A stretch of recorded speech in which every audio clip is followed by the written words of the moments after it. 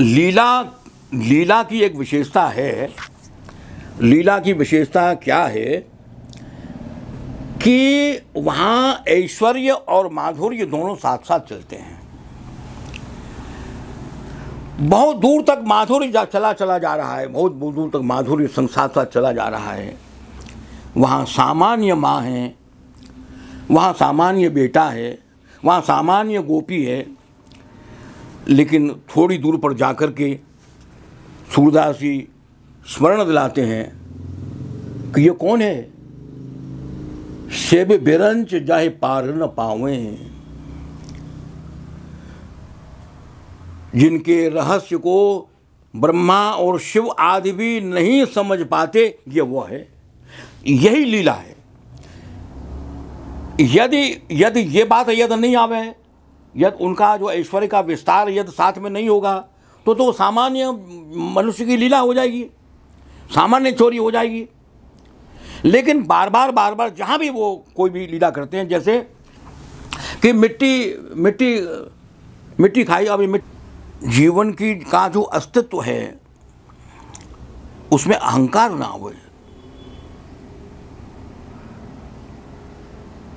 क्योंकि जितने भी अपराध होते हैं वो अपराध इस मोह के कारण से होते हैं कि ये जो धन मैं आज कमा रहा हूं ये कल मेरे काम आवेगा, और आगे भी काम आवेगा, और आगे भी काम आवेगा। तो वहां वो उस देह को जो है वो नित्य मान लेता है, शाश्वत समझ लेता है। कल वो मरने वाला है और आज कमाई कर रहा है, पाप की कमाई कर रहा है, और कल मरने वाला है, तो खबर नहीं है उसके लिए। तो वहां जो दर्शन शास्त्र है उसको उद्बोधन देता है, कहता है कि ये जो देह है ये देह नश्वर है। और आप ध्यान से आप ये देखिएगा कि काशी में स्मशान की जो भस्म है, जो राख है, चिता भस्म, भगवान शंकर का जो ध्यान आता है वहां आता है चिता भस्मा लेपो गरल मशनम दिक्पट धरो। उन्होंने अपने शरीर पर चिता के भस्म को लगा रखा है। तो वाराणसी में, काशी में जो चिता की भस्म है वो अत्यंत पवित्र मानी जाती है और उसका त्रिपुंड लगाया जाता है। चिता त्रिपुंड लगाया जाता है, वो पवित्र है। क्यों?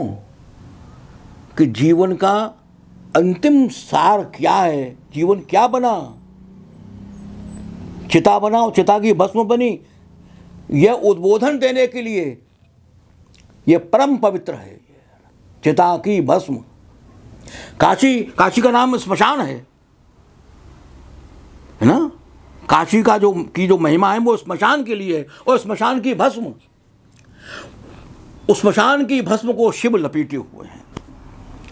जिसको शिव लपेटे हुए हैं उससे ज्यादा पवित्र कौन सी चीज हो सकती है ना। और वो ये बात का भी स्मरण दिलाने के लिए है कि मनुष्य के जीवन का अंत कहां हुआ है, चिता भस्म में हुआ है।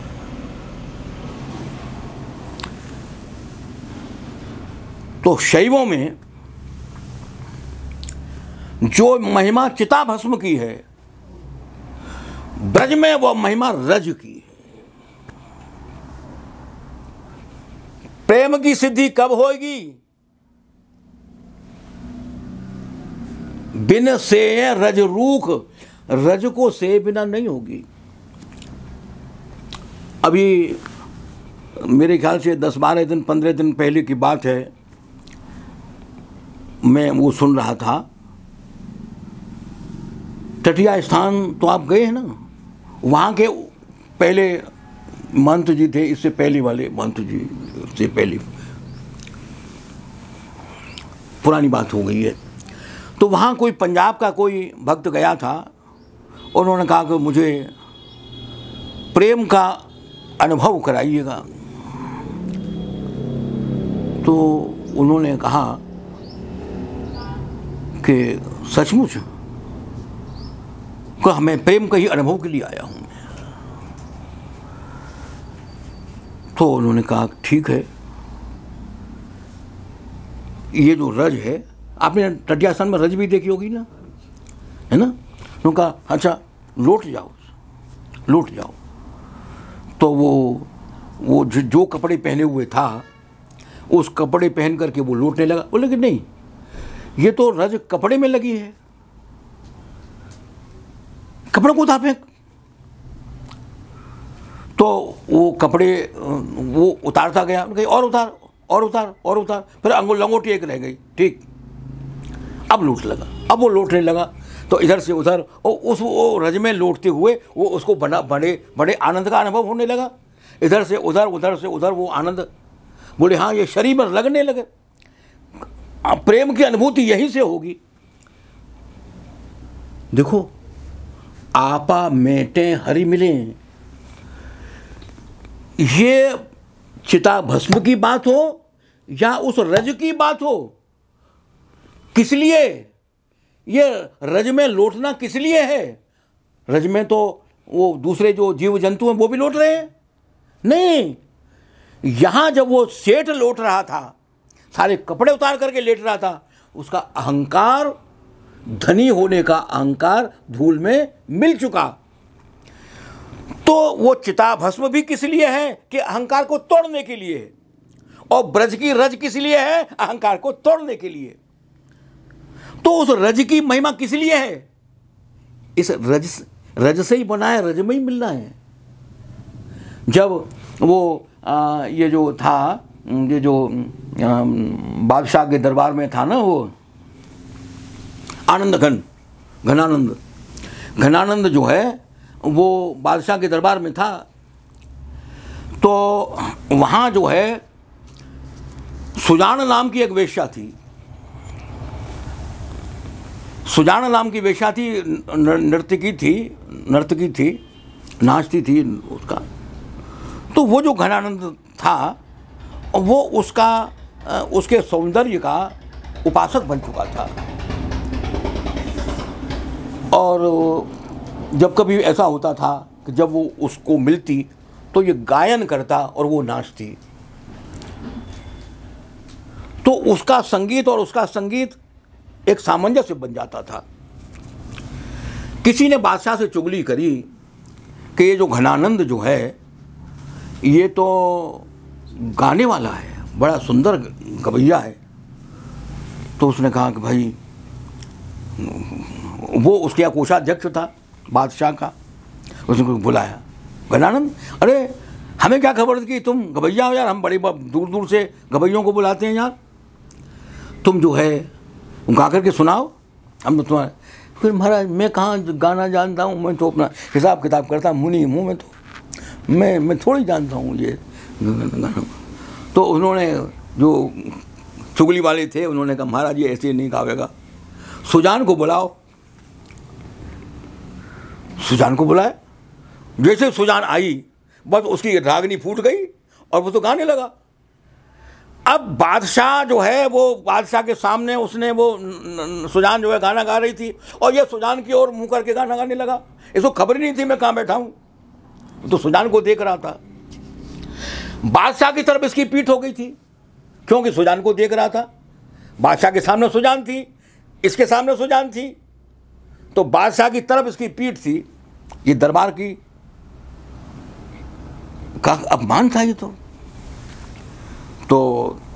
बड़ा गाना अच्छा लगा बादशाह को भी और वो सभी। लेकिन वो बादशाह को ये बुरा लगा कि इसने पीठ करके हमारे राजासन के प्रति इसने तो गलत काम किया, अपमान किया इसने। तो जब वो संगीत की महफिल जब ख़त्म हुई तो जो है वो उन्होंने कहा घनानंद तुम बहुत अच्छा गाते हो, मैं तुमको इनाम दूंगा, लेकिन तुमने पीठ की तो मैं दंड भी दूंगा। तो तुम्हारे लिए दंड तो यह है कि तुम्हारा देश निकाला है, तुम मेरी राज्य की सीमा से बाहर चले जाओ, राजधानी तोड़ दो तुम। अब तुम इनाम मांगो, इनाम क्या मांगते हो? तो बोले महाराज ये इनाम तो मैं ये जो सुजान है बस यही मुझे इनाम में दे दो। तो सुजान ने कहा घनानंद, जब तुम शाही दरबार को ही छोड़ के जा रहे हो तुम मेरा क्या करोगे और मैं तुम्हारा क्या करूंगी? ये तो दरबार की हमारी तुम्हारी थी, मैं तुम्हारे साथ नहीं जाऊंगी। तो घनानंद वृंदावन चले आए। देखिए घनानंद का प्यार तो सुजान से था। अब प्यार बड़ी अटपटी चीज है।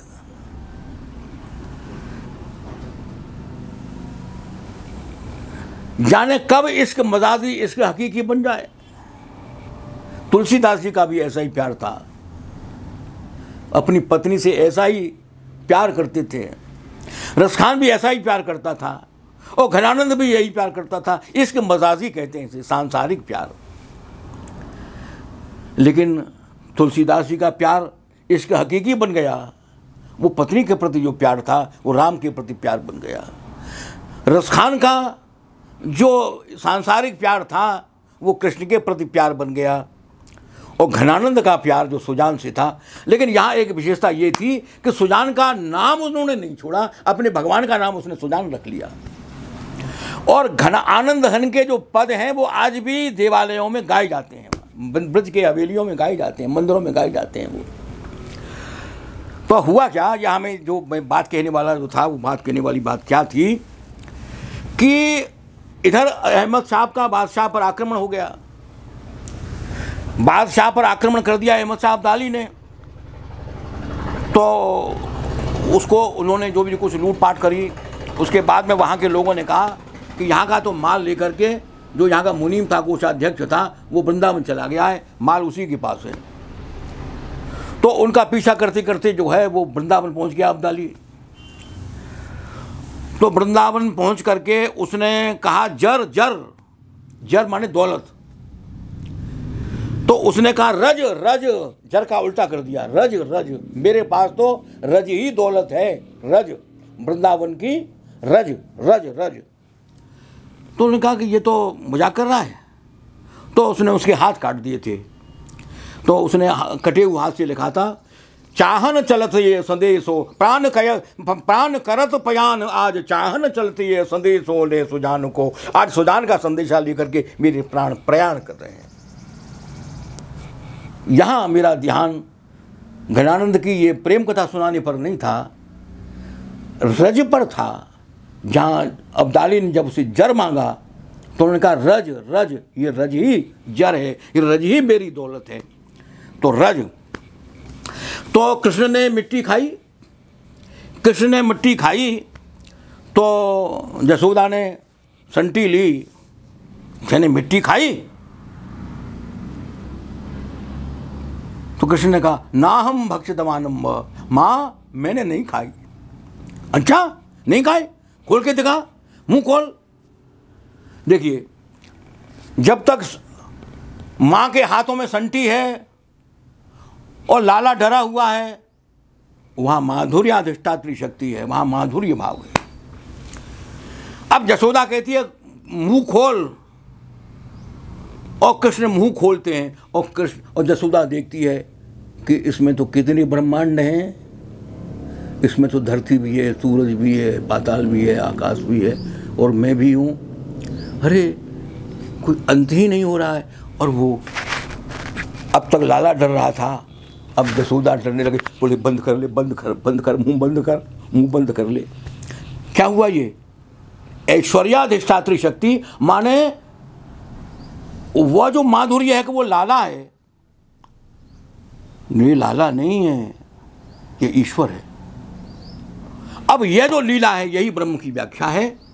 कृष्ण लीला में आप ये कदम कदम पर देखेंगे कि वहाँ बिल्कुल माधुरी भाव चल रहा है और माधुरी भाव चलते चलते आखिर में आ गई, कौन है ये? शिव सनकादिक पार न पावे, वो है। इसका नाम लीला है कि माधुरी के चलते चलते हम 1 किलोमीटर चले और फिर विराम आया, और जैसे विराम आया, अरे ये तो विराट है।